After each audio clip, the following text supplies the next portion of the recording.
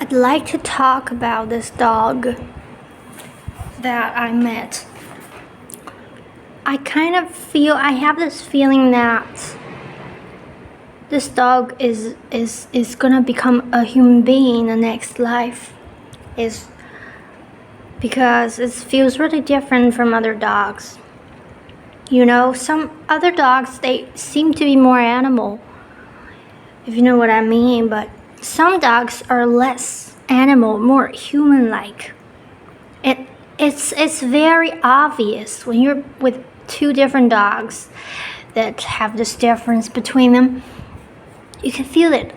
Very obvious. With those more animal dogs, you know, they seem to be more silly, you know. They do things that are more impulsive. They're more, you know, you don't understand. Like suddenly they would rush around the room, or they would really be very protective of their food, or they are aggressive, they are nervous. I don't know. But some other dogs, such as this dog that I met, I didn't know that they could be like this until I met him. He's like, whenever I look at him in the eyes, I can't believe that he is a dog. It's not that he is so different, he's so human, but it's just like an intuitive feeling like, I can't believe you are a dog. You're in a dog's body. I'm looking at your eyes, and it shocks me to realize that these eyes are on a hairy face. Because these eyes, how can they be on a animal's body with all that hair? And I love animals, by the way, and I especially love the silly animals. But this dog, you know, I mean, I loved him so much. I still love him. He's still alive, I think. I hope. Well, I met him like last time I saw him was earlier this year. I mean, he's supposed to be alive. He's only 1 year old. He just moved with his owner. You know, I don't know what's happening going on with his life, so I have no idea what he is like. And also, you know, he can understand you and he can bond with you. So I don't know. So, you know, I have separation anxiety, and he has it too because he's always left alone.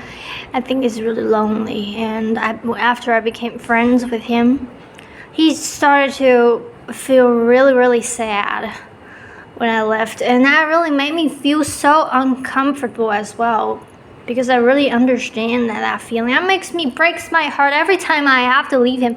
I can't take him with me, right? He's not my dog. He has to be there. I don't know, like, also I'm not used to have a dog. I don't know how to deal with a dog. So I just can't take him with me wherever I go. I couldn't even do anything when he's with me. I don't know what to do. And also I felt like he's in some physical distress and emotional distress. I don't think it's good for us to be together, you know, because of my, you know, negative thinking, constant negative thinking about his situation and everything. I think it's not good for me, and neither for him. You know, when you're in an active state, it's not good for you to be with anybody else, especially in an animal who's really sensitive to energy. Well, humans are too. So, you know, I would just, every day I would visit him, and I would just take him for a walk. I would be with him and play with him, bring him to places, feed him a little snacks and things like that. And whenever I had to leave, he would just start to cry. You know what? The first few times after we met, you know, he's so friendly to strangers. You know, I was a stranger to him, but he was so friendly. You know, he wouldn't bite, he wouldn't be aggressive. He would just welcome you, and you can pet him. However, he would just rub his body against you, even if you're a stranger. But the first few times when I left, he didn't care at all. I would be walking away. He would just look at me or not look at me at all. Just be doing his things, feeling completely fine with me being there or not. But then after we became friends, we became really familiar after a week maybe, or a few more days. Whenever I left, he would just start to cry like in the dog's way, like oh, oh, oh, oh, oh. like this, really loud, As I was so heartbreaking. And because of that, I kept seeing him every now and then for a month or two. But because of this, I just couldn't see him anymore. The month before he left, I didn't go to see him at all because this was not really so sad for me. And I don't know if it's good for him. Like every time I had to leave, he had to cry his heart out. I just felt like I don't want him to cry like that, and I don't want him to feel heartbroken. So I just stopped seeing him a month before he left. I didn't know that he was gonna move. Had I known that he was gonna move in a month, I would go and see him more often in the last month because that would be the last time of us staying together. But who knows? Maybe this winter he would come again and we would meet again. I don't know if he would remember me, but I don't know if I should meet him, because if he has to cry like that, still I feel really. Oh my God. Okay, that's it. And the thing about him is he is so I don't know he's not a dog when you're with him. For example, we would, once I took him to the beach and I released his leash so that he could be free because there's nobody there. He's a big, giant doodle, by the way. Is that how you pronounce the word? The word is giant dog. So you have to have the leash on him at all times because there was nobody on the beach. I set him free, and he, I thought he would just go crazy and running away, ignoring me, or just running away having fun. But he didn't. I just sat down, and then he just sat down next to me. He didn't walk away at all. Oh my God! So to get him to have some fun himself, I stood up and started walking, and then he felt okay to walk around jumping, but then as soon as I sat down, he would rush towards me. I'm not his owner, I was not his owner. And he's so considerate, he's so intelligent, he's so, I don't know. Also, as we were, I think he had enough fun. He got tired and he sat down to have a rest because he had some problem with his legs.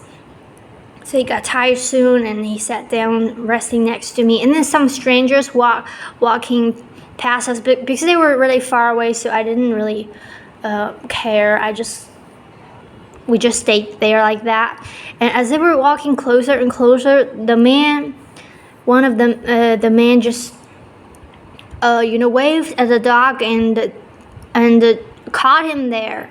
Dog lovers, when they see a dog, they would just want to pet. And so, he walked towards them, out of curiosity, and the man just, pet him and asked me some questions about him, and then he kept on walking away from us, and he jokingly said, okay, to the dog, are you gonna come with me? Come with me, come on, come with me, come to my home, come on, follow me, let's go, let's leave, follow me. But the dog, he kept turning around, looking at me, checking at me, looking at my, maybe checking to see some of my facial expression, to want to know my attitude on this. He came back, he didn't go and follow them. He came back, sitting next to me, Oh my God. I've had a dog when I was a kid. That dog, she was never like him.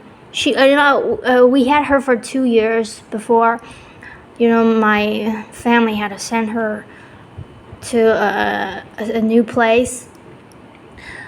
And she, I was So I was so much closer to that dog I had when I was a kid because we had her since she was a few weeks old, you know. She should be much closer to us, but she's, you know, more animal, like I said. She's more, you know, aggressive, more crazy, more animal-like.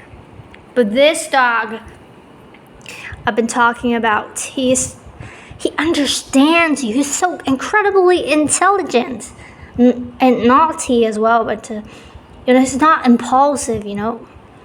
Well, you know, for example, the first time I took him to my apartment, he was so curious, sniffing around, and my bedroom was in the second floor. He wanted to get up the stairs, and because I'm a little bit of a neat freak, because his paws are dirty, obviously.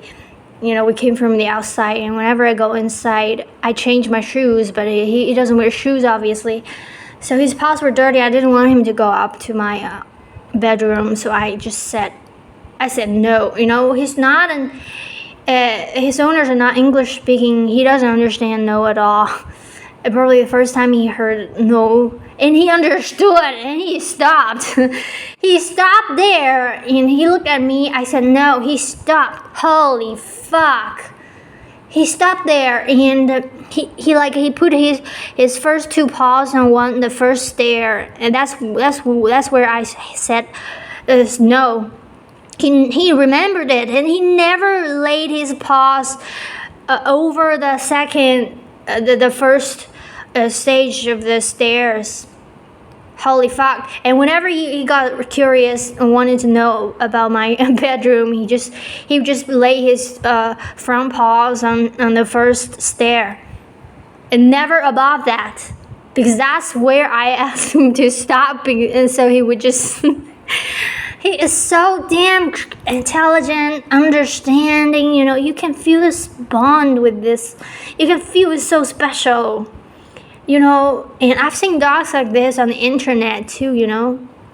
Giant poodle, especially, you know. I've seen like a famous YouTuber, for example. She's trained her dog to talk. That's a giant poodle too, you know. And the dog just communicates so abstractly, you know. Not just easy things, but very strange and incredible, unimaginable things that a dog were able to say with those, you know, with the buttons on the floor, you know, to push a button and a button to say a word, and he would combine different words to say something really profound, and in like you wouldn't never expect an animal to understand, and that is just crazy, you know. If I were to have a dog in my life, which I really want to, but I'm not sure, like, because I know they need a lot of time, and I don't know if I would have enough time for them, unless if I was in a big family, let's say a lot of friends living together, and we can have a dog, and because in that case, there would always be someone next to, you know. If I want to have a dog, I would never like have a dog and leave him at home for 8 hours while I go to work or do things. I don't like that idea, not at all. I don't think it's even fair at all. I don't think that's comfortable with me. I feel really sad to, you know, leave a dog alone at home. I mean, cats can do it because they're so independent. Even some cats can't do it because they really bond you. Or some cats are more sticky. Some cats are more independent. They want you away. But dogs, they never want you away. They always want you with them, except for those very few rare cases where the dogs are just as independent as cats. You can do that. But I don't want a cat because I find most cats, you know, I think dogs are more human-like than cats. Cats are more animal-like. Like I said, they are more like silly. They are less understanding, right? But dogs are much, as a whole species, dogs tend to be more understanding, more human-like. Well, that makes a lot of sense because we had dogs as pets for a lot longer than cats. And I just think I still pray for him until today. I still think about him all the time. You know, I even now have him in my dreams, you know. I would have this warm, heartwarming figure in my dream as him, and, you know, I once dreamed of hugging him. And I have his videos. He's just say, I don't know, when I think about him, I just want to cry, because he was once abandoned, you know. His current owners are those that, you know, rescued him from the street. They saw him wandering alone and really, really skinny, and they took him in. Because of him, they were like giving their own dogs away to other people because they wanted to take care of this big one. They asked me if I wanted one of their dogs. I did. I couldn't. I don't have time for dogs because I'm alone. I don't think a lone person can, unless you really, really, really, really love the dog. A person alone can have a dog because you have to go to work, you have to socialize, you have to do a lot of things. You can't have a dog because a dog, you know, they're so understanding. They never ask for your attention. I mean, they adapt to the lack of love, you know. Not like, even just like people, like children, you know. They understand that you're busy. They don't like. Not like cats. Cats are more like selfish, self-centered. If they want something, they get your attention. But dogs and like children, they're really sensitive. You know, if you get really too busy, they don't want to interrupt you. Unless it's a husky, maybe. A husky's just as self-centered as a cat. I don't mean it in a negative way. I'm also a self-centered person.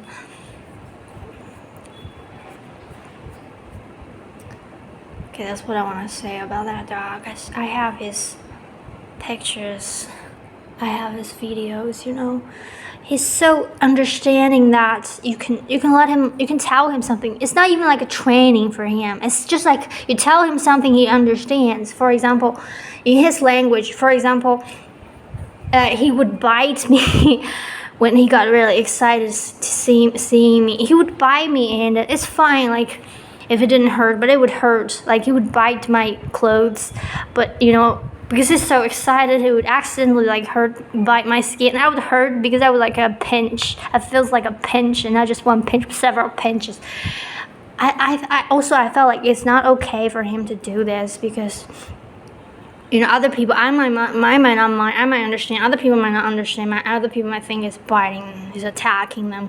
So I just wanted him to know that, to not bite. So, and, you know, I watched little videos about training dogs. I know, like, you stop giving them attention, active attention, whenever they do something you don't like, and then gradually they will learn not to do it anymore. So whenever he would bite me, you know, I didn't expect him to learn it so quickly, you know. I just did it 2-3 times. Whenever he would bite me, I'd turn my face away. I stood still. I stopped petting him. Stopped looking at him, and he would stop doing whatever he was doing. And then after a while, I just turned back and then I pet him on the head. And then the next day, maybe he would bite me again, and I'd do this again, and he learned immediately. He learned never to do it again.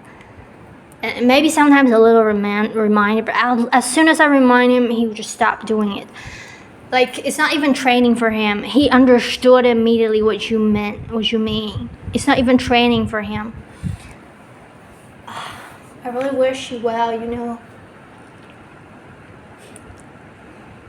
Doggo. You're such a big dog. But, you know, really slender.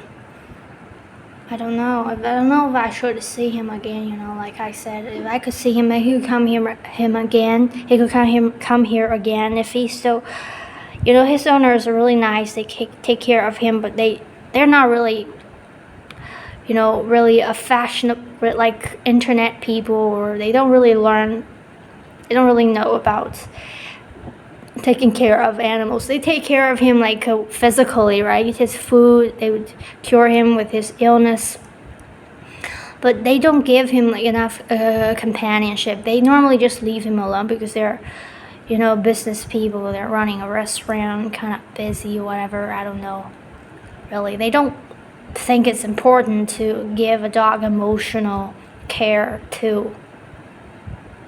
and they don't get it because, you know, animals are not people. They don't understand it. Like, it's not in their belief system, you know. Some people, they are like this. So, you know, well, I don't expect to see him again. I hope, like,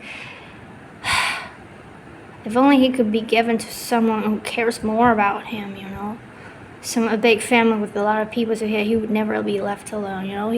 Because he has separation anxiety, that means he's really lonely. He just doesn't have enough companionship. That's why whenever you leave, also he was abandoned once, right? And so he really needs, you know, he's such a gentle dog. He deserves everything, and I think in the next lifetime he would become human. I wouldn't be surprised. Because he's really, really understanding, really nice, gentle soul. I know that we would meet in the spirit world. Well, he's a dog. He's supposed to die earlier than I do. So I would meet him when I die, and I want to see his soul. You know, I want to talk to it. And I wish you well. I wish you happiness and joy.